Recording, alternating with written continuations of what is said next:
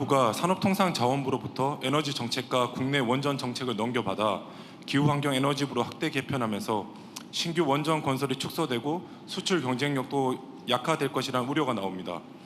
김성환 환경부 장관도 신규 원전 증설은 공론을 듣고 판단해야 한다는 의견도 있다고 공개적으로 밝히면서 탈원전 해기가 아니냐는 우려도 나오고 있습니다. 대통령님의 생각이 궁금합니다.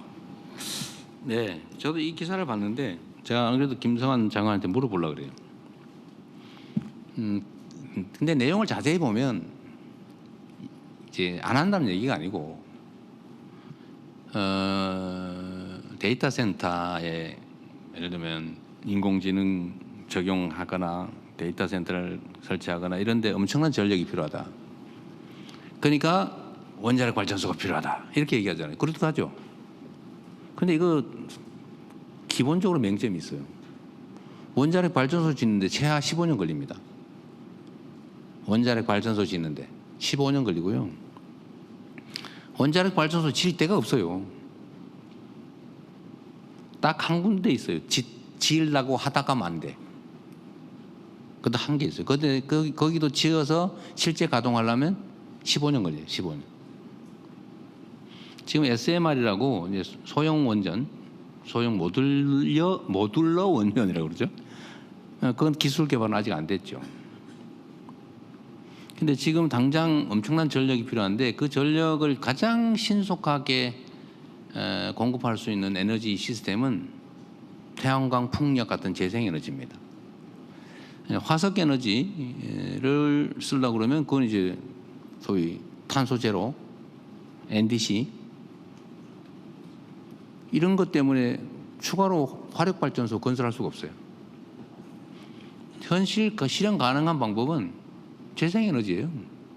풍력, 태양광. 그래서 거기 우리는 집중할 거고 이제 거기 태양광, 재생에너지 산업을 이제 대대적으로 키워야죠. 인프라도 깔아야 되고 전력망도 깔아야 되고. 김성환 의원은 그 얘기를 한 거예요. 이게 저는 아까도 말씀드렸지만 무슨 정책을 놓고 이념 전쟁을 하면 안 된다. 저는 철저히 실용주의자인데 저도 안 그러겠지만 상대 쪽도 안 그랬으면 좋겠어요. 깨놓고 한번 얘기를 합시다. 10년 지금 당장 시작해도 10년이나 돼야 질동말동인데 그게 대책입니까? 지금 당장 풍력 발전, 뭐 태양광 이건 1, 2년이면 되는데 그걸 대대적으로 건설해 가지고 그 방향으로 가야지. 무슨 원전을 지어요. 그 얘기를 한 거예요. 저는 에너지 믹스가 필요하다고 생각하죠. 원전도 있는 거 써야죠. 그래서 뭐 가동기간 지난 것도 안전성이 담보되면 확인되면 뭐 연장해서 쓰고 짓던 거 잘 짓고. 그래서 이게 원자력과 재생에너지를 합리적으로 섞어서 쓴다라고 하는 에너지 믹스 정책은 변한 게 없어요. 똑같아요. 그리고 뭐 SMR 그다음에 원전 뭐 2기든가 그 하는 전기 기본계 뭐 그걸 제가 당에 있을 때도 뭐 한다니까 하라고 그러세요. 뭐 그 싸울 일이 뭐 있습니까? 되지도 않을 거. 그래서 그때 통과된 거예요. 그러니까 보고하고 끝났죠. 안 한다는 건 아니고 그냥 원래 계획대로 그냥 하면 되지. 이걸 뭐 지금 당장 할 거냐, 당장 하면 될 걸 안 하는 것처럼 그렇게 얘기하는 것도 문제고. 현실을 정확하게 놓고 가능한 부지가 있고 안전성이 확보되고 하면 하겠지만 내가 보기에는 거의 실현 가능성이 없어요. 어디다 질 건데요?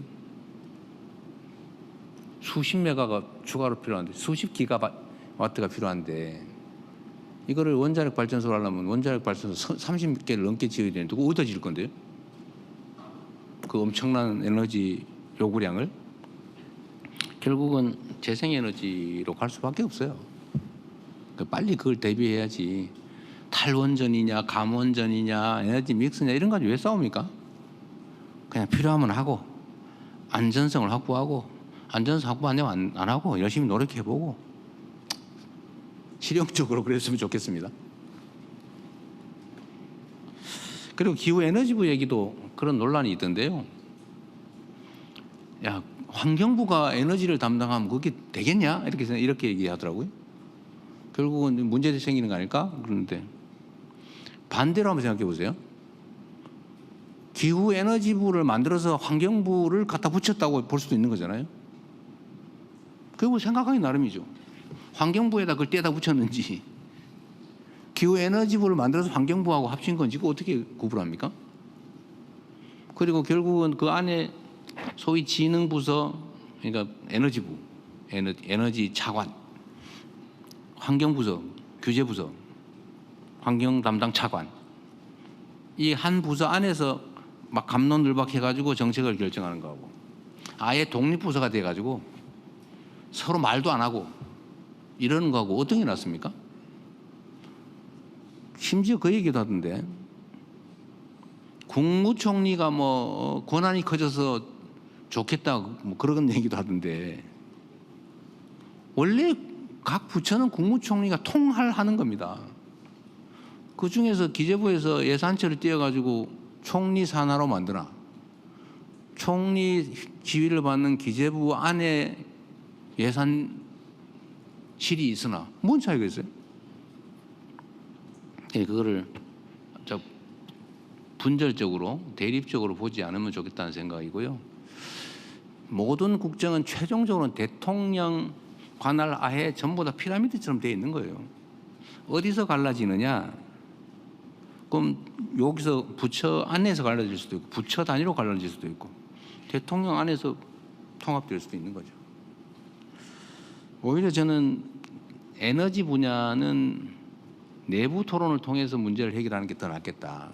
시간 절약을 할 수 있다는 생각이 듭니다. 예를 하나 들면요, 우리가 전기차를 많이 쓰자고 전기차 보조금을 줬죠.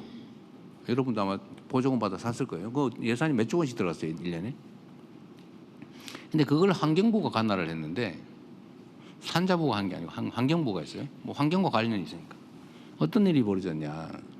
실제 우리나라에서 벌어진 일이에요. 몇 년 동안 지금. 그게 국가가 보조금을 주고 전기차를 진흥을 하면 국내 전기차 업체가 혜택을 보고 전기차 업체가 발전해야 되잖아요. 그런데 어떻게 됐냐, 결론은 중국 버스 전기차 업체가 싸그리 국내 전기차 업체를 다 먹어버렸어요. 국내 전기차 업체는 다 사라졌어요. 왜 그렇게 됐겠습니까?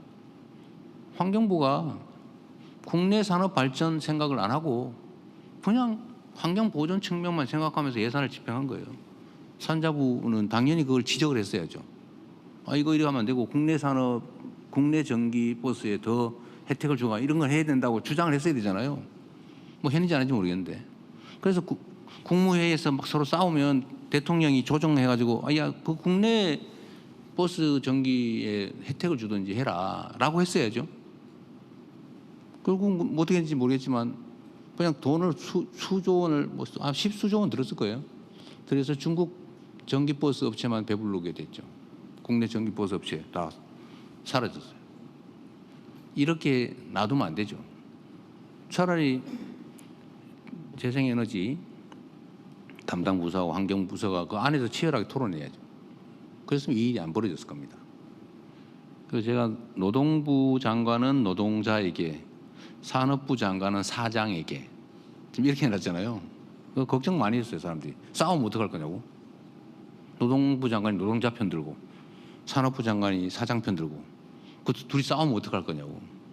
싸우라고 제가 그렇게 뽑아놓은 거예요. 장관이 싸워야 현장에서 사장과 노동자가 안 싸웁니다. 그런데 노동자가 사용자 편 드는, 노동부 장관이 사용자 편 들고 산업부 장관도 사장 편 들고 지금 그랬잖아요. 그러니까 어떻게 되냐, 국무회의에서는 조용하죠, 오만하죠, 서로 잘 지내고. 그런데 현장에서는 노동자와 사용자들이 멱살 잡고 싸우게 된 거죠. 국무회의에서 싸워줘야죠. 이해관계 조정을 해야지. 이것도 좀 환경부와 기후에너지부 관계도 비슷하다. 좀 이해해 주시면 좋겠습니다. 좋은 쪽으로. 그리고 우리 사회자님. 네. 지금 질문 못 해가지고 지금 오늘 제가 몇 개 했어요, 질문? 지금 세고 열- 저번보다 못했다는 거잖아요. 네, 더 전원 시간